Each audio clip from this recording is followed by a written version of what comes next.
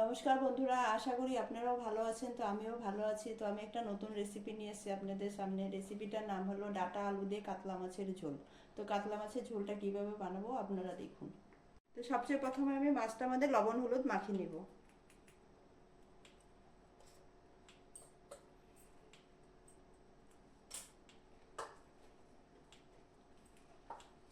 তো মাছটার মধ্যে আমি লবণ হলুদ মেখে নিয়েছি।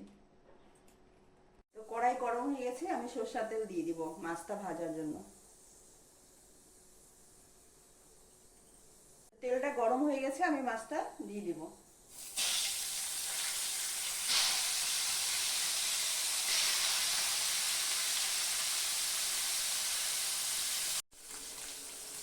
তো বন্ধুরা, মাছটা এক সাইডে লাল হয়ে গেছে, আমি এক সাইডে উল্টিয়ে দিব।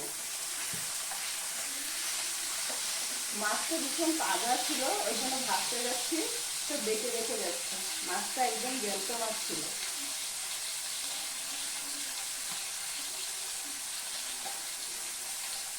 মাছের ঝোলটা করার জন্য আমি একটু মশলা করে নেব। তো কাঁচা লঙ্কা নিয়েছি, গোটা জিরা আর অল্প রাঁধুনি আমি একসাথে বেটে নেব।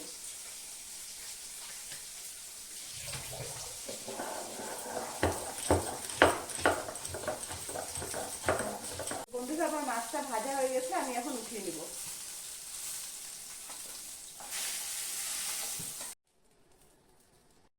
তো বন্ধুরা, মাছ ভাজার তেল আছে কড়াইতে, এটাতে আমি ডাঁটা আলুটা দিয়ে দিব।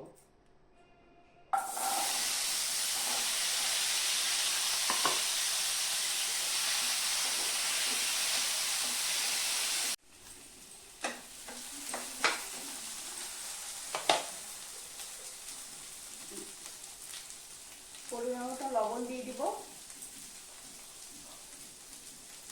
হলুদ দিয়ে দিব। ভালো করে ডাঁটা আলুটা আমি ভেজে নেব।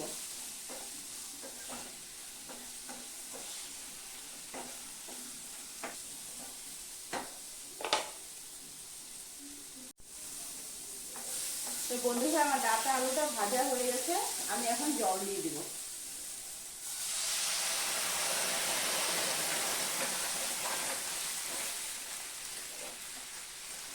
আমি 10 মিনিট ঢেকে দিব।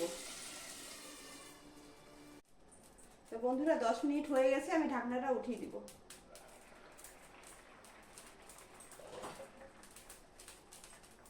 তো ডাঁটা আলুটা আমার সিদ্ধ হয়ে গেছে, আমি এখন মশলাটা দিয়ে দিব। রাঁধুনি, জিরা আর কাঁচা লঙ্কা বাটাটা।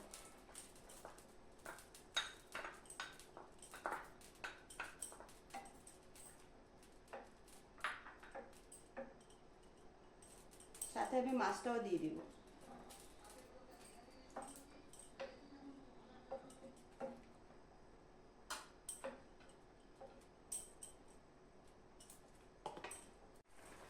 তো বন্ধুরা, আমি ঝোলটা নামিয়ে আমি সম্বার দিয়ে দিব।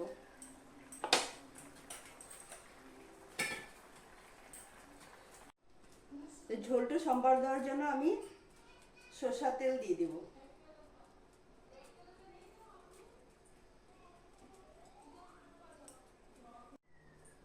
তো তেলটা গরম হয়ে গেছে, আমি অল্প জিরা ফোড়ন দিয়ে দিব।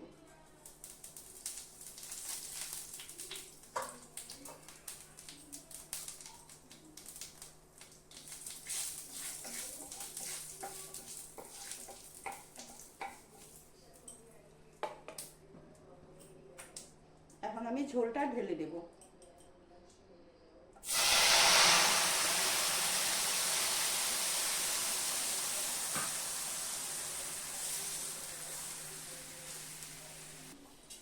আমি 5 মিনিট ঢেকে দেব।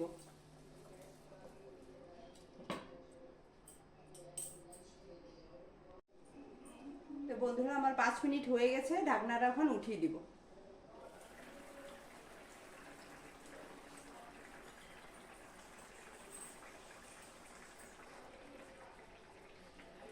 ডাঁটা আলু দিয়ে কাতলা মাছের ঝোলটা আমার হয়ে গেছে।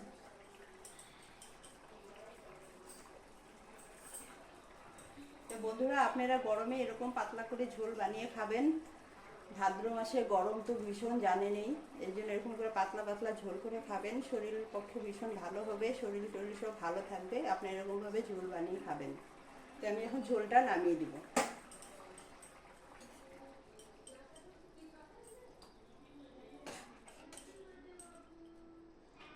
তো বন্ধুরা, কাতলা মাছের ঝোলটা আপনাদের কীরকম লেগেছে আপনারা কমেন্ট করে জানাবেন, আর আমার চ্যানেলটা সাবস্ক্রাইব করবেন।